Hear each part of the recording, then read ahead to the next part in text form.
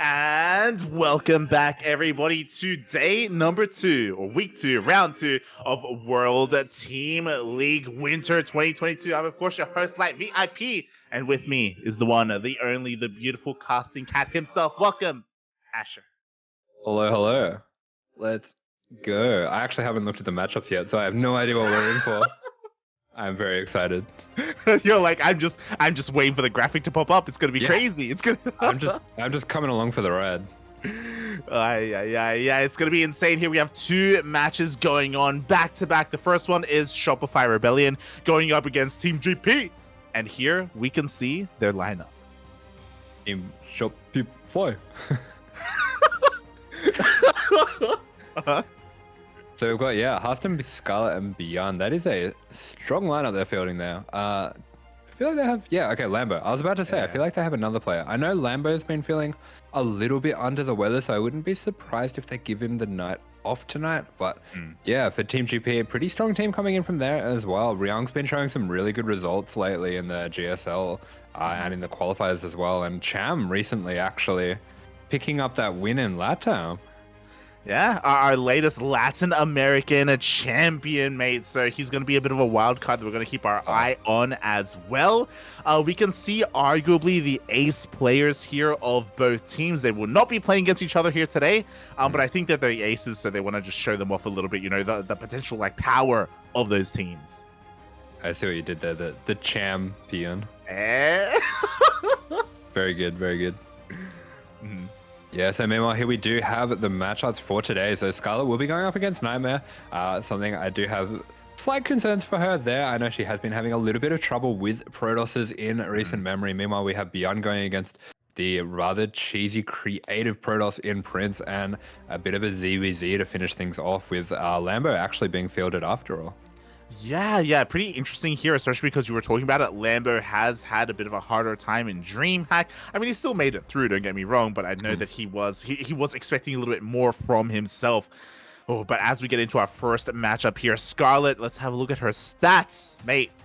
The hexagram, it's here. Mate, this mindset is not taking into account that she's playing against a Protoss. True! Oh my god. We need -5 mindset if Protoss. If we need a variable in there. Meanwhile, we do see Nightmare coming in as well. Apparently well-rounded. Yeah, lots of 7s there. Interesting. I kind of think of Nightmare as a very aggressive micro-based player. Yeah, I think of him in that way as well. A much more aggressive player overall. He's not known for his macro whatsoever.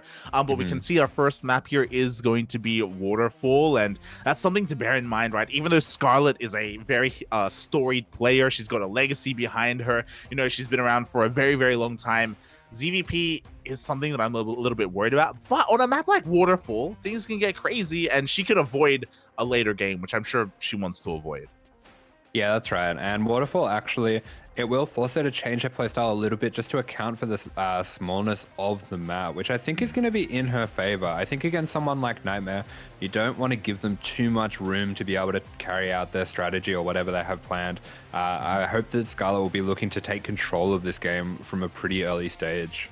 Yeah, exactly. And despite Nightmare being a Protoss player, I do think that maybe he's going to be coming in here as a little bit of an underdog. I'm curious because we haven't been able to cast him in a while. You know, sure, we cast him like Sparkling Tuna Cups or even ESL Lemon Cup Asias, but we have put all that on a bit of a hiatus because of DreamHack. But here we go. We're already diving into the first game.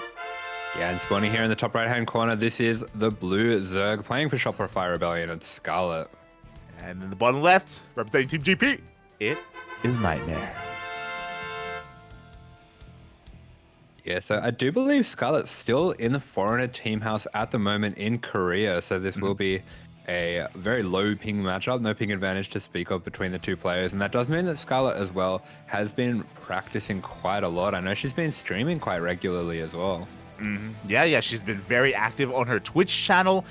So I mean, that means that the ping wise, you know, should be pretty even here between our two players. And yeah, I'm excited to see more of Scarlett. Scarlett is one of those players that really only plays in the big premier tournaments, but World Team League is more of like a weekly avenue to get a little bit more insight on how she's playing on her current form. Yeah, I really like that about World Team League. It is a way that we get to keep an eye on these players that we usually only see occasionally. Someone like Scarlett, someone we only see often, popping up for the DreamHack NA regional events, and someone like Nightmare, we might just see him trying to qualify for GSL, sometimes making a good run in those qualifiers, but not a player that we see super regularly otherwise. Yeah, it's a kind of a great avenue to showcase all of these incredibly powerful and storied players, and also maybe even some of the other lesser known players as well will get around there. You know, like your Cham, for example. You know, he's a great player. He is a Latin American champion, but at the same time, he doesn't play too much in all of these other events. He isn't really showcased to the international scene. So we'll see how things go here. As when it comes to the openers, nothing too crazy. Yeah, I do think I remember last season, it might have even been Cham versus Lambo. I remember Cham getting a pretty crazy upset. Maybe not Lambo, maybe, was it DRG? I think it was Sue, right? Maybe? It was Sue or DRG, I think. Yeah, I think it might have been DRG, but I guess, like, yeah, a top Korean player got an upset in this team league. And that's something that we've seen as, like, a developing storyline that comes out of these team leagues quite often that can be really exciting. Definitely. I remember, I think it was for Dragon Phoenix Gaming, like, it was either Firefly or Jeshi, like, one of the Chinese Protoss players also popped off and did incredibly well. That's one of the great things about, like, team leagues in general, is that you do have time to prepare and you can snipe your opponent, even if they are a favorite. So, yeah, always exciting to see that kind of come to fruition here. So far, Nightmare already diverging a little bit from the norm. Shout out to the sponsors, by the way. I don't know any of them. NetEase. NetEase, I know that one. Hojo, and thank God it's Friday. DGI Friday, let's go. Sponsored by DGI Fridays, definitely. Yeah. Yes, exactly. As we have a Twilight Council opener, but it is not for a Stargate. It is not. Sorry, with no Stargate. It's not even. I thought it was going to be for Glaives, but no, not at all. Yeah, Scarlett is not going to be getting A-moved by carriers in this game, as she did have her name as on the NA ladder for a little while, but in fact going to be having a bit of a spicy opener here, making it look a little bit like a Stargate opening, but actually going for a DT shrine here. Yeah, Dark Shrine, interesting. So Scarlett right now is in the dark, does have an Overlord in position outside the natural base. We'll see if she can dive on in sooner rather than later. I don't believe Nightmare has a Stalker to fend that away. I believe he did go for that Adept instead. So there's potential here for Scarlett, but for the time being, yeah, she has to try and slowly figure out what is going on, and there is that Stalker. Yeah, so seeing that Roach Warren go down, she is definitely aware it is some kind of Twilight Council opener, but I do worry for her whether she will get her Spores or Lair up in time. I know that Scarlett stylistically is a player that likes to cut a lot of corners, but there we go, 2 Spores being thrown down now.